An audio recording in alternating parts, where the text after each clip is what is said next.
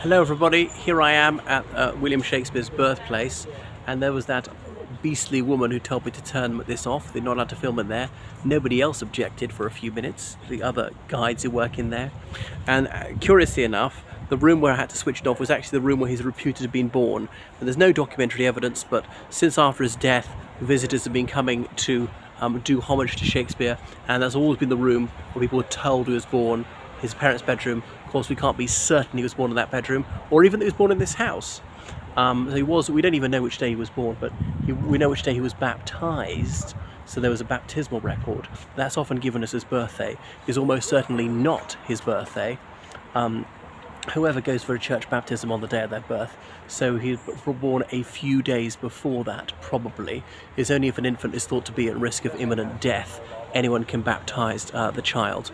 So he was born, oh my goodness, I'm probably going to get this wrong, 24th of April, 1564, to John and is it Mary Shakespeare. Some people think that his father was a Roman Catholic. The Catholic minority was heavily persecuted at the time. So we're in Stratford-upon-Avon, in the county of Avon, in the west of England, and the River Avon flows through the town, hence its name. So quite a small market town in the English West Midlands. So Shakespeare, he went to the local grammar school. Remembering literacy was only about 20%, higher amongst boys, lower amongst girls, because it wasn't thought to be worth educating girls. They're going to get married in their teens, produce as many babies as possible, and they're just be busy with their housewifery. And Shakespeare was the third of 8 children. His 2 elder siblings had both died in infancy. So they were a reasonably well-off family. But Shakespeare, at the end of his time, by the end of his life, was actually quite affluent. He was a shareholder in the Globe Theatre in London, and he'd made a lot of money from ticket sales, but there was no copyright at the time, and all these folios were published. So publishers, they would try and memorize lines from the play. They would bribe actors to tell them all their lines they could remember, and any lines of other characters, and then be published, which is why the first few editions of Shakespeare are a little bit inconsistent. One edition will say, no, these are the lines, another will say, those are the lines, because the actors trying to remember somebody else's lines would sometimes get it slightly wrong, or have bits missing. So Shakespeare didn't get a penny from the publication of that, or the first edition of some poems, and so he'd get money from that, but anyone else could copy that and didn't have to pay a brass farthing in royalties. So Shakespeare, having gone to the grammar school here, he had a bit of an education knocked into him, a grounding in the classics. Ovid's Metamorphoses seems to have been vital in his intellectual formation, and he developed the most curious affinity for all things Italian, though so far as we know he never left these shores, never even left England in fact. And that's why a number of his plays have Italy as their locale. Two Gentlemen of Verona, or indeed Romeo and Juliet, like in Fair Verona where we lay our scene, or Twelfth Night, or What You Will, is said to be in Illyria, which we'd now call Croatia, which much of that was an extension of Venice at the time, because the most serene republic of St. Mark ruled a lot of the eastern shore of the Adriatic back then.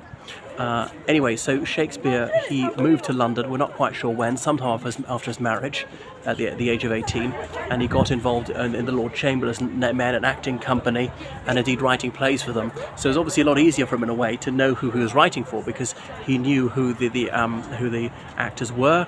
There were no actresses back then. Actresses weren't permitted in this country until 1660, because there was a verse in the Bible which says, "The female voice is nakedness." So it was taken from that it would be immoral for a woman to sing or to declaim or anything like that, to act in the presence of males. Actors could perform in the presence of women, but not vice versa. Women could perform in the presence of an all-female audience, but if there's a single male, no, they would not be allowed to perform, because that would be indecent, it would be tantamount to nudity, and they couldn't have such lewdness. Anyway, so they had prepubescent boys playing the female roles, obviously dressing up in drag. So then he could think, well, what are the acting talents of the actors in this company, and the dramatis personae would be adjusted accordingly. But that's why 9 out of 10 roles in Shakespeare are male roles.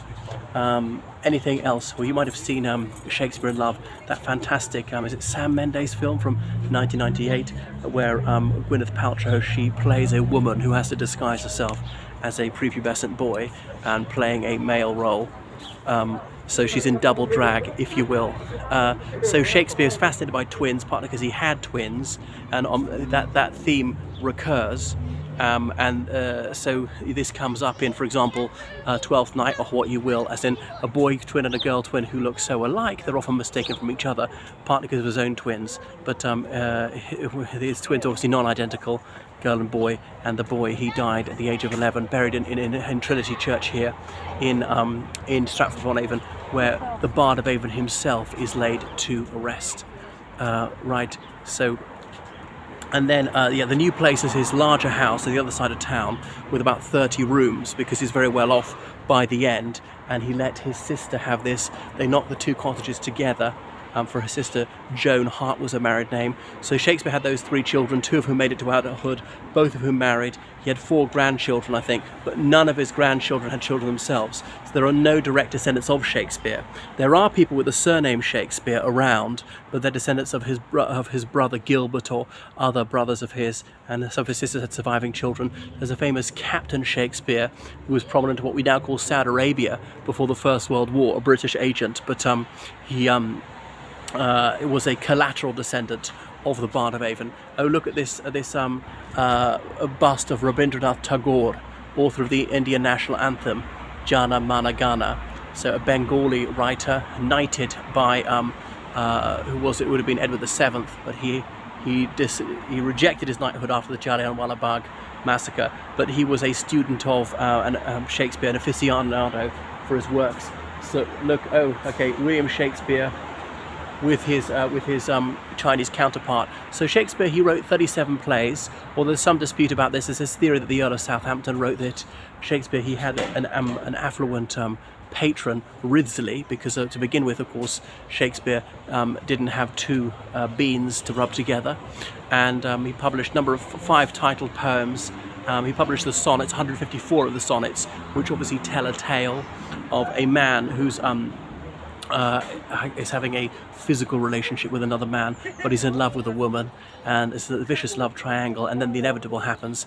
This man, this dark lady, meets this woman, the dark lady, meets the man whom Shakespeare's in love with, and this man and woman fall for each other, leaving Shakespeare out in the cold. Now, is that just a fictive work, or is Shakespeare writing something which is autobiographical? Because homosexuality was a crime at the time. An Act of Parliament passed under Henry VIII specified the death penalty for the most detestable act of buggery. So Shakespeare couldn't quite admit to having committed what then we regard as unnatural acts. So might have to disguise it as a work of fiction, and of course can't be completely frank about what was going on. There's this theory that the dark lady mentioned in the poems had the surname Bassano, but we're not sure if that's true. That's just conjecture, really.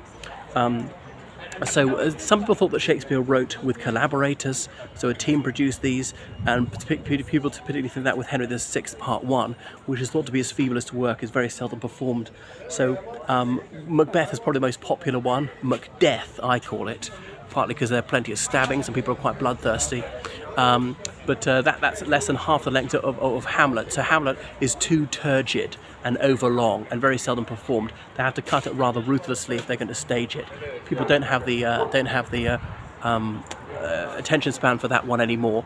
So obviously, seems verbose, and the diction may seem stilted or highfalutin, but obviously for his time that wasn't necessarily the case. We think that he invented many of these bon mots which invented common parlance, but it could have been that they already existed, they just hadn't been documented. Because obviously there were a few English plays before this, but I mean he's the first one that's really mass produced. Anyway, so in his lifetime the plays were already being performed all over England and eventually over the Anglosphere. But remember, I mean until maybe the 20th century, the Anglosphere wasn't that big. Obviously it was Great Britain, Ireland, then eventually America, but America, as we know, was just the East Coast, then expanding. I mean, even other parts of the British colonies, there were hardly any theatres, hardly anyone spoke English. Because well into the 20th century, English was actually very, very much a minority language in India. It's only in the late 20th century that places like Nigeria and Kenya, virtually everybody could speak English.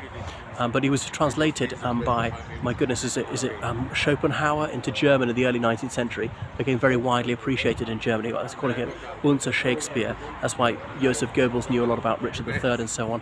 I've even seen that it performed in Russia, Richard III, in Russian, of course. Anyway, so that's enough about this. So the grass of which I'm standing, well, perhaps ancestors and ancestresses of these blades of grass will have been ones that Shakespeare himself walked upon.